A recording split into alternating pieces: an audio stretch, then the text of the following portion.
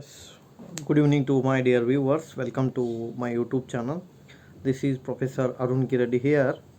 In today's class, we would like to explain about the auditing subject next part. In previous class, I explained the chart showing the types of auditing. So, let us move on to the next portion, that is one by one. Okay, last class nalli ನಾವು ಲೆಕ್ಕ ಪರಿಶೋಧನೆಯಲ್ಲಿ ಬರ್ತಕ್ಕಂಥ ವಿವಿಧ ಪ್ರಕಾರಗಳನ್ನು ನೋಡಿದ್ದೀವಿ ಚಾರ್ಟನ್ನು. So ಇವತ್ತಿನ ಕ್ಲಾಸ್ನಲ್ಲಿ ಅದರ next ವರ್ಷನನ್ನು ನೋಡೋಣ. So that is first important types of audit is on the basis of organisation structure we are divide the audit types in 3 way. Number 1 statutory audit ಅಂತ ನಾವಲ್ಲಿ ಕರಿತೀವಿ. ಫಸ್ಟ್ ಒನ್ ಯಾವುದ್ರೆ ಸ್ಟ್ಯಾಚ್ಯುಟರಿ ಆಡಿಟ್ ಅಂತ ನೋಡೋಣ. ಶಾಸನಬದ್ಧ ಲೆಕ್ಕ ಪರಿಶೋಧನೆ ಅಂದರೆ ಏನು? To statutory means what we have to understand very clearly. Legal anta navalli karitu. In case of statutory, what is the key word here? Legal anta. Then what it means? It is a legal audit. So legal means it is a compulsory. So it is considered as a legally compulsory audit anta navalli ಹೇಳ್ತೀವಿ. So ಶಾಸನಬದ್ಧ ಲೆಕ್ಕ ಪರಿಶೋಧನೆ ಅಂದ್ರೆ ಕಾನೂನುಬದ್ಧವಾಗಿ ಕಡ್ಡಾಯವಾಗಿರತಕ್ಕಂತಹ ಲೆಕ್ಕ ಪರಿಶೋಧನೆಯನ್ನು ನಾವೇನಂತ ಕರಿತೀವಿ? ಶಾಸನಬದ್ಧ ಲೆಕ್ಕ ಪರಿಶೋಧನೆ ಅಂತ ನಾವಲ್ಲಿ ಕರಿತೀವಿ. It has to follow various statute law or provisions while undertaking the valuation of books of account ಅಂತ. While valuating the books of account while auditing the statutory audit consider various statute or laws ಅಂತ ನಾವಲ್ಲಿ ಕರಿತೀವಿ. Take for example, it has to consider the law of Company Act 2013 amended in the year 2019. Means while auditing, if there is a joint stock company, so which law you have to follow? Company Act you have to follow, because the Company Act gives the various rules. So that's what, while statutory audit, if you are making a statutory audit, so the law you are supposed to follow is Company Act 2013. It is one thing. And second thing is, if while statutory audit, if your company is a bank, so that under that circumstances you are supposed to follow the Banking Regulation Act 1949. Then if you are supposed to follow the Electricity Supply Company Act 1948, and you are supposed to follow the Factory Act, and you are supposed to follow some corporation laws and Societies Act. So these are all various laws you are keeping in mind while making the statutory audit ಅಂತ ನಾವಲ್ಲಿ ಕರಿತೀವಿ. ಅಂದರೆ ಏನ್ರಿ, ಇಲ್ಲಿ ಶಾಸನಬದ್ಧ ಲೆಕ್ಕ ಪರಿಶೋಧನೆಯನ್ನು ಮಾಡುವ ಸಂದರ್ಭದಲ್ಲಿ ನೀವು ಬಹಳಷ್ಟು ಕಾನೂನು ಮತ್ತು ಬಹಳಷ್ಟು ನಿಯಮಗಳನ್ನು ಪಾಲಿಸಬೇಕಾಗತ್ತೆ. ಯಾಕೆಂದರೆ ಶಾಸನಬದ್ಧ ಲೆಕ್ಕ ಪರಿಶೋಧನೆಯು ಕಾನೂನಿಗೆ ಸಂಬಂಧಪಟ್ಟಿರತಕ್ಕಂಥ ಅಂಶ ಅದು.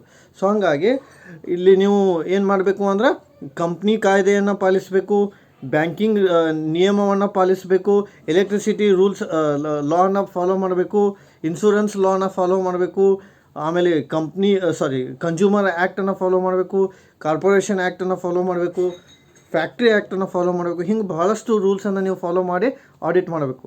ಸೊ ಆಡಿಟ್ ಮಾಡುವಾಗ ಅದು ಯಾವ ಕಂಪ್ನಿಗೆ ಸಂಬಂಧಪಟ್ಟಿರುತ್ತೆ ಅದನ್ನು ನಾವಲ್ಲಿ ಕನ್ಸಿಡರ್ ಮಾಡ್ತೀವಿ. ಓಕೆ, ಸೊ ಫಾರ್ ಎಕ್ಸಾಂಪಲ್ ಇದು ಪಾಯಿಂಟ್ ಆಯಿತು ಸ್ಟ್ಯಾಚ್ಯುಟರಿ ಆಡಿಟ್. ಅಂದರೆ ಇದರ ಲಕ್ಷಣಗಳೇನು ನೋಡೋಣ. Statutory audit means features of a statutory audit. It is the name itself indicate that the audit which is compulsory, first point, the audit which is compulsorily carry out according to the statute law or statute concern ಅಂತ. So ಶಾಸನಬದ್ಧ ಅವಶ್ಯಕತೆಗೆ ಅನುಗುಣವಾಗಿ ನಡೆಯತಕ್ಕಂಥ ಒಂದು ಲೆಕ್ಕ ಪರಿಶೋಧನೆ, ಅದು ಶಾಸನಬದ್ಧ ಲೆಕ್ಕ ಪರಿಶೋಧನೆ. And second thing is it is a independent audit. Why it is an independent audit?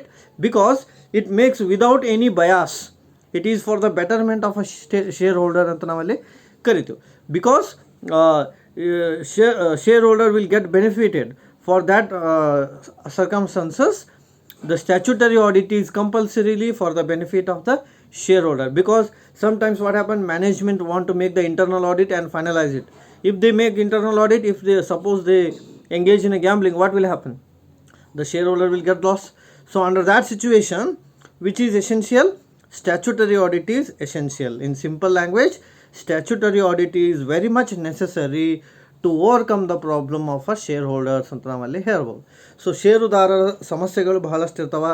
ಆ ಷೇರುದಾರರ ಸಮಸ್ಯೆಗಳನ್ನು ತೆಗೆದು ಹಾಕಬೇಕಾದ್ರೆ ಶಾಸನಬದ್ಧ ಲೆಕ್ಕ ಪರಿಶೋಧನೆ ಅತಿ ಅವಶ್ಯಕವಾಗಿ ಬೇಕಾಗುತ್ತೆ.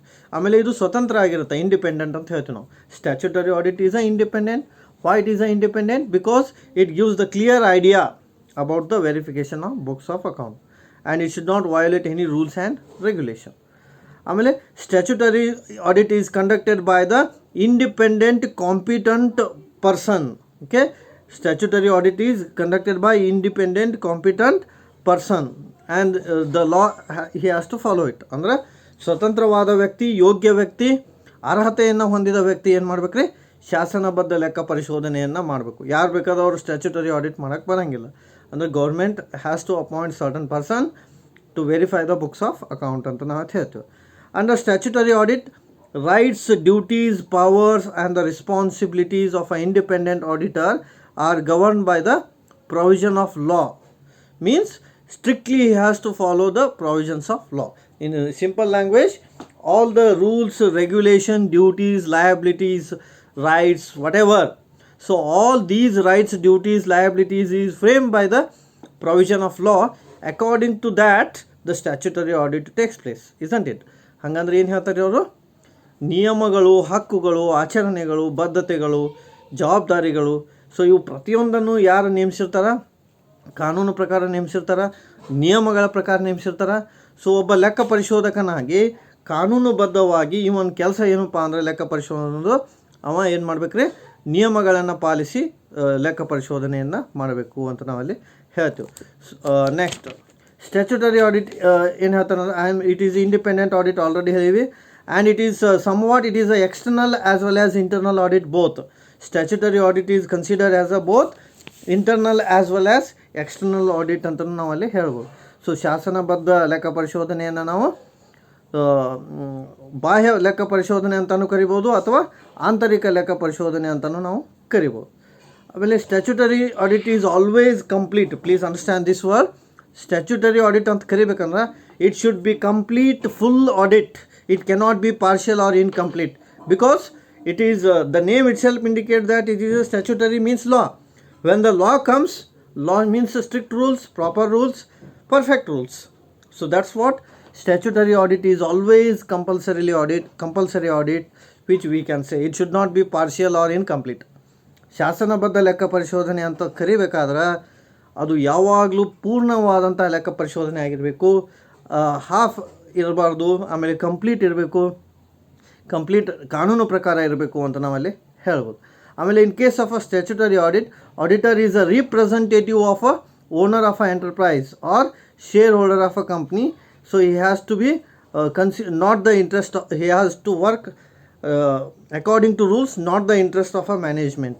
In simple word, auditor has work without any bias. According to this point, what we can understand, auditor has to work without any bias in an organization while doing the statutory audit. ಶಾಸನಬದ್ಧ ಲೆಕ್ಕ ಪರಿಶೋಧನೆಯನ್ನು ಮಾಡುವ ಸಂದರ್ಭದಲ್ಲಿ ಲೆಕ್ಕ ಪರಿಶೋಧಕನು ಯಾವುದೇ ರೀತಿಯಾದಂತಹ ಒಂದು ತಾರತಮ್ಯವನ್ನು ಮಾಡಬಾರ್ದು. ಅಂದರೆ ಅವ ಷೇರುದಾರರ ಪರವಾಗಿಯೂ ಕೆಲಸ ಮಾಡಬಾರ್ದು, ನಿರ್ವಹಣೆದಾರರ ಪರವಾಗಿಯೂ ಕೂಡ ಕೆಲಸ ಮಾಡಬಾರ್ದು. ಅಂದರೆ ಮ್ಯಾನೇಜ್ಮೆಂಟ್ ಪರವಾಗಿಯೂ ಮಾಡಬಾರ್ದು, ಶೇರ್ ಹೋಲ್ಡರ್ ಪರವಾಗಿಯೂ ಮಾಡಬೇಕು. ಸೊ ಅದು ಏನು ಹೇಳುತ್ತೆ ಲಾ, ಆ ಲಾ ಪ್ರಕಾರ ಏನು ಮಾಡ್ಬೇಕ್ರಿ ಅವ? As a auditor he has suppose to work hard ಅಂತ ನಾವಲ್ಲಿ ಹೇಳ್ಬೋದು. So without any bias he has to verify the books of account. That is what the audit means ಅಂತ. ಓಕೆ, ಇದು ಏನ್ರಿ ಫೀಚರ್ ಆಫ್ ಸ್ಟ್ಯಾಚ್ಯುಟರಿ ಆಡಿಟ್ ಆಯಿತು. Let us discuss about the advantages of statutory audit. Statutory audit feature ಅದನ್ನ same ಬರ್ತಾವೆ almost. Statutory audit, the name itself indicate that it is a compulsory audit and it is useful to the people ಅಂತ. Why it is a important for statutory audit? It is a compulsory audit and it gives the usefulness to the public ಅಂತ. ಇದು ಕಡ್ಡಾಯವಾಗಿರ್ತಕ್ಕಂತಹ ಲೆಕ್ಕ ಪರಿಶೋಧನೆ ಆಗಿರೋದ್ರಿಂದ ಸಾರ್ವಜನಿಕರಿಗೆ ಸುಲಭವಾಗಿ ಉಪಯೋಗ ಆಗುತ್ತೆ ಅಂತ ನಾವಲ್ಲಿ ಹೇಳ್ಬೋದು. ಸೊ ಸಾರ್ವಜನಿಕರಿಗೆ ಉಪಯೋಗ ಆಗಲಿ ಅಂತೇಳಿ ನಾವು ಆಡಿಟ್ ಮಾಡ್ತಿರ್ತೀವಿ. ಅಂಥ ಆಡಿಟ್ಗೆ ನಾವೇನಂತ ಕರಿತೀವಿ? ಸ್ಟ್ಯಾಚ್ಯುಟರಿ ಆಡಿಟ್ ಅಂತ ನಾವಲ್ಲಿ ಕರಿತೀವಿ. ಆಮೇಲೆ statutory audit is mainly useful to the creditors, bankers, dealers, government departments, many things. Okay, why it is useful to the government department and creditor mainly? Because creditor gives loan to the company. How that loan is to be recovered? If your balance sheet showing proper information, then only they can recover it, isn't it? So statutory audit, what it will do? Statutory audit will give the clear information to the government or a public that the firm is either good or bad situation, isn't it? ಹಾಗಾಗಿ statutory audit ಏನು ಮಾಡತ್ತ ಅಂದ್ರೆ ಸರ್ಕಾರಕ್ಕೂ ಆಗಿರ್ಬೋದು, ಸಾರ್ವಜನಿಕರಿಗಾಗಿರ್ಬೋದು, ಅಥವಾ ಸಾಲ ಕೊಟ್ಟಿರ್ತಕ್ಕಂಥ ವ್ಯಕ್ತಿಗಳಿಗಾಗಿರ್ಬೋದು ಒಂದು ದಾರಿಯನ್ನು ಮಾಡಿ ತೋರಿಸುತ್ತೆ. ಯಾಕೆ ನಾವು ಈ ಆಡಿಟ್ ಮಾಡ್ತಾ ಇದ್ದೀವಿ, ಇದರ ಹಿಂದಿರುವ ಉದ್ದೇಶ ಏನು, ಕ್ಲಿಯರ್ ಆದಂಥ ಇನ್ಫಾರ್ಮೇಷನನ್ನು ಅದು ಕೊಡುತ್ತೆ. ಅಂದರೆ ಏನಂತ ಹೇಳ್ಬೋದು ರೀ, statutory audit gives clear information about financial position of a company. Please understand this line. Statutory audit clearly tells about the financial position of a company. If the financial position of a company is good, either creditor, debenture holder or the government will take the decision, isn't it? At the same time shareholder is also. ಅಂದ್ರೆ ಶಾಸನಬದ್ಧ ಲೆಕ್ಕ ಪರಿಶೋಧನೆ ಸಂಸ್ಥೆಯ ಸದ್ಯದ ಹಣಕಾಸಿನ ಸ್ಥಿತಿಗತಿಯನ್ನು ಸೂಚಿಸುತ್ತದೆ. ಹಣಕಾಸಿನ ಸ್ಥಿತಿಗತಿ ಯಾವ ರೀತಿ ಐತಿ ಅಂತ ಹೇಳಬೇಕಾದ್ರೆ ನಾವು ಯಾವ ಆಡಿಟ್ ಮಾಡ್ಬೇಕ್ರಿ? ಸ್ಟ್ಯಾಚ್ಯುಟರಿ ಆಡಿಟ್ ಮಾಡಬೇಕು. ಯಾಕಂದ್ರೆ ಸ್ಟ್ಯಾಚ್ಯುಟರಿ ಆಡಿಟ್ ಮುಖಾಂತರ ನಮಗೇನು ಗೊತ್ತಾಗತ್ತೆ ರೀ, what is your current position. So ನಿಮ್ಮ ಸ್ಥಿತಿ ಏನು ಅಂತ ಅಲ್ಲಿ ಗೊತ್ತಾಗುತ್ತೆ. ಆ ಸ್ಥಿತಿ ತೊಗೊಂಡು ಏನು ಮಾಡೋದು, ನಾವು ಡಿಸಿಷನ್ ತೊಗೊಳಕ್ಕೆ ಬರುತ್ತೆ. Mainly shareholder will take the decision. At the same time government will take the decision, isn't it? ಗೌರ್ಮೆಂಟ್ನವ್ರಿಗೆ ಟ್ಯಾಕ್ಸ್ ಹೋಗಬೇಕಾಗಿರುತ್ತೆ. ಹಾಗಾಗಿ ಸ್ಟ್ಯಾಚ್ಯುಟರಿ ಆಡಿಟನ್ನು ಅವರು ಕಂಪಲ್ಸರಿ ಮಾಡಿಸ್ತಾರೆ. ಪ್ರತಿಯೊಂದು ಆರ್ಗನೈಸೇಷನ್ನವರು ಸ್ಟ್ಯಾಚ್ಯುಟರಿ ಆಡಿಟ್ ಮಾಡಬೇಕು. ಆಮೇಲೆ in case of a trust, statutory audit is very much essential to protect the interest of a beneficiary while making any frauds anta. And this is a very important point. In case of a trust, ಧರ್ಮದರ್ಶಿಗಳು ಅಂದರೆ ಕೆಲವೊಂದಿಷ್ಟು temples ಇರ್ತಾವ, ಕೆಲವೊಂದಿಷ್ಟು ಸಂಸ್ಥೆಗಳು ಇರ್ತಾವ, ಅವುಗಳನ್ನ ನೋಡ್ಕೊಂಡು ಹೋಗೋರು ಒಬ್ರು ಇರ್ತಾರೆ, ಧರ್ಮಾಧಿಕಾರಿಗಳು ಅಂತ, ಟ್ರಸ್ಟಿ ಅಂತ. ಸೊ ಅವ್ರೇನಾದರೂ ಫ್ರಾಡ್ ಮಾಡಿದ್ರು ಅಂದ್ರೆ ಅದು ಗೊತ್ತಾಗೋದು ಎದ್ರ ಮುಖಾಂತರ ರೀ? ಸ್ಟ್ಯಾಚ್ಯುಟರಿ ಆಡಿಟ್ ಮುಖಾಂತರ. Because it is public property. When the trust, you are running the trust, it is not the property of one person, it is the property of a public as a whole ಅಂತ ನಾವು ಅಲ್ಲಿ ಹೇಳ್ತೀವಿ. When the property of a public as a whole, you are responsible to audit very clearly ಅಂತ. ಹಾಗಾಗಿ trust ಇದ್ದಾಗ ನೀವು ಆಡಿಟನ್ನು ಏನು ಮಾಡಬೇಕು, ಕ್ಲಿಯರಾಗಿ ಮಾಡಬೇಕು. ಯಾವುದೇ ರೀತಿಯಾದ ಮೋಸ ಆಗಬಾರ್ದು, ಬೆನಿಫಿಟ್ ಆಗಬೇಕು ಅಂತ. ಆಮೇಲೆ in case of a cooperative society, statutory audit serve as a best purpose ಅಂತ ನಾವು ಅಲ್ಲಿ ಹೇಳ್ತೀವಿ. ಕೋಆಪರೇಟಿವ್ ಸೊಸೈಟಿದಲ್ಲಿ ಸ್ಟ್ಯಾಚ್ಯುಟರಿ ಆಡಿಟ್ ಬಹಳ ಇಂಪಾರ್ಟೆಂಟ್ ರೋಲನ್ನು ಮಾಡುತ್ತೆ.